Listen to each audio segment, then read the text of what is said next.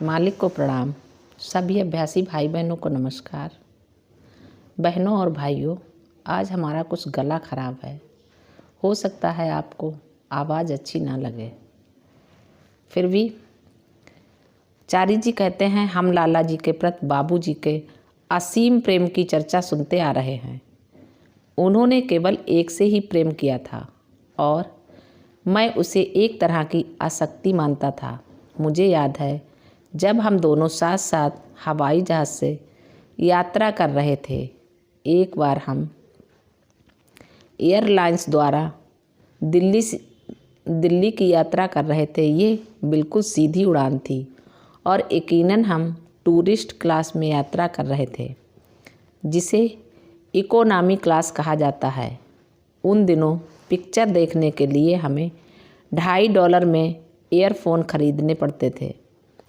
तो बाबूजी ने कहा, तुम अपने लिए ख़रीद लो, 2 खरीदना फिजूल खर्ची होगी, क्योंकि मैं कुछ देखता तो हूँ नहीं। तो मैंने उसे लगा लिया और पिक्चर शुरू हो गई। मैं देख रहा था। थोड़ी थोड़ी देर के बाद वे हर बार मेरे ईयरफोन निकाल कर खुद लगाकर देखते और कहते, ये सब समय की बर्बादी है, और उन्हें मुझे वापस देकर लाला जी के बारे में बातें शुरू कर देते।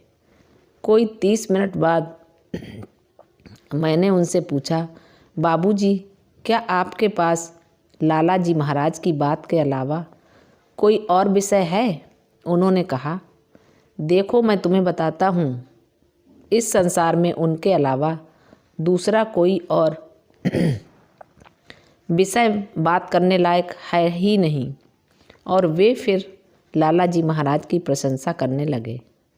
उदाहरण के लिए, अनुशासन एक ऐसा विषय है जिसे अभ्यासियों को दिल से पसंद करना चाहिए। इसके बारे में बोलते हुए वे कहते हैं, लाला जी महाराज को चापलूसी से सख्त नफरत थी। यद्यपि वे अपने अनुयायियों को उनकी सारी कमियों के बावजूद प्यार करते थे, परंतु साथ ही वे कठोर अनुशासन प्रिय इंसान भी थे। अनुशासन सांसारिक आसक्तियों की कमजोरियों को सुधारता है। ये सदाचार के नियमों द्वारा हृदय को सुदृढ़ बनाता है, लाभदायक ज्ञान द्वारा मन का अज्ञान दूर करता है और स्वयं अपने भीतर से आनंद की प्राप्ति कराता है। इसलिए लाला जी कठोर अनुशासन भी प्रेम से लागू करने में कभी नहीं हिचकिचाते थे। किसी को पता नहीं है कि अनुशासन के कितने लाभ होते हैं। आमतौर पर लोग यही समझते हैं कि अनुशासन इंसान की आज़ादी कम कर देता है। यही कारण है कि अनुशासन के खिलाफ इतना ज़्यादा विरोध होता है। उदाहरण के लिए, सत्संग के समय हम अनुरोध करते हैं, कृपया अपने मोबाइल फ़ोन बंद रखें। हमारे यहाँ रविवारी सत्संग में करीब 3000 लोग मौजूद होते हैं, बिना नागा। वहाँ कम से कम 3 फ़ोन ऐसे होते हैं जो चालू रहते हैं और सत्संग के बीच इन्हें बजते हुए सुन सकते हैं।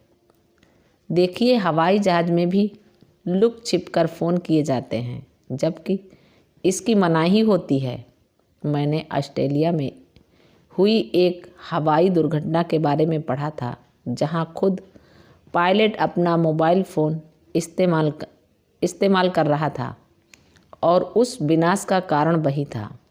तो देखिए, अनुशासन पसंद नहीं किया जाता क्योंकि हम इसे गलत समझते हैं कि हमारी व्यक्तिगत आज़ादी में कटौती की जा रही है, जबकि बात ऐसी नहीं होती। हर परिस्थिति में अनुशासन हमारी सुरक्षा के लिए ही होता है। सड़क यातायात के नियम हमारी सुरक्षा के लिए होते हैं। मोड़ पर ओवरटेक मत करो, सड़क के एक तरफ चलो, जो अमेरिका में दाहिनी ओर और यहाँ भारत में बाईं ओर है। सड़क यातायात के नियमों का पालन कीजिए। इसमें उन्हें ये भी जोर देना चाहिए कि खुद अपनी सुरक्षा के लिए समझदार सरकार के लिए ये बताना आवश्यक है कि लोगों पर क्यों अनुशासन लागू किया जा रहा है। अपने करों का भुगतान कीजिए, क्योंकि आपके करों से हम आपकी सेवा करते हैं। मुझे लगता है हमारे प्रशिक्षकों को भी इसे याद रखना चाहिए और इसे बार बार हर सत्संग में दोहराना चाहिए कि अनुशासन का मतलब यही है। इसे केवल व्यक्तिगत स्वतंत्रता की कटौती के रूप में नहीं लिया जाना चाहिए। बाबूजी आगे ये भी कहते हैं, अपने साथी भाइयों और शिष्यों को प्रशिक्षित करने के लिए लाला जी गृहस्थ जीवन के कर्तव्यों का पालन भली भांति किया करते थे। वे अपने बुजुर्गों का सम्मान करते, उन्हें प्रणाम किया करते और अपने हम उम्र लोगों के साथ विनम्रता का व्यवहार किया करते, जिससे उनमें हीन भावना न पैदा हो। अपने से छोटों को वे प्यार किया करते थे। बाबूजी मुझे बताया करते थे कि लाला जी शाम करीब 6 बजे सत्संग कराया करते थे। वे लोगों का इंतज़ार करते और ठीक 6 बजे सिटिंग शुरू कर देते थे।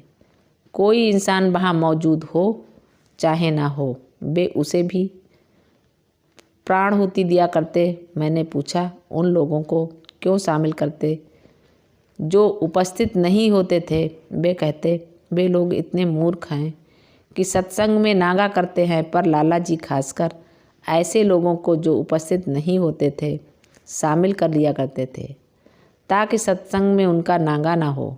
इसलिए जो लोग मौजूद रहते थे वह तो शामिल होते ही थे, पर वे उन लोगों का भी ख्याल कर लेते थे जो वहाँ नहीं होते थे। और हमें भी यही बात सिखाई जाती है। उस महान गुरु की उदारता देखिए। ये उन लोगों को जो यहाँ मौजूद नहीं हैं, मानो आध्यात्मिक या किसी यौगिक ढंग से उनके पेट में भोजन पहुंचाकर खिलाने के समान है। अब इसे क्या कहा जाए मैं नहीं जानता। इसलिए अनुशासन बहुत महत्वपूर्ण है। प्रशिक्षकों के लिए ज़रूरी है कि वे अनुशासन का सही मतलब बतलाएं और हमेशा अनुशासन पर जोर दें। मेरे ख्याल से मैं आपको पहले ही बता चुका हूँ कि पेरिस में क्या हुआ था। मुझे इसे दोबारा बताने की ज़रूरत नहीं है। अपने मालिक के प्रति उनके प्रेम की चर्चा पर वापस आते हुए, जैसा वे अपनी पुस्तक अक्षर सत्य में कहते हैं, एक बुरा आदमी ईश्वर के लिए मिट्टी के समान होता है और शैतान के लिए मोम के समान। एक भला इंसान ईश्वर के लिए मोम के समान होता है और शैतान के लिए मिट्टी। साधना द्वारा अपने मनस की सफाई करने के बाद ही आध्यात्मिक साहित्य का अध्ययन कीजिए, अन्यथा आप असलियत नहीं पा सकेंगे।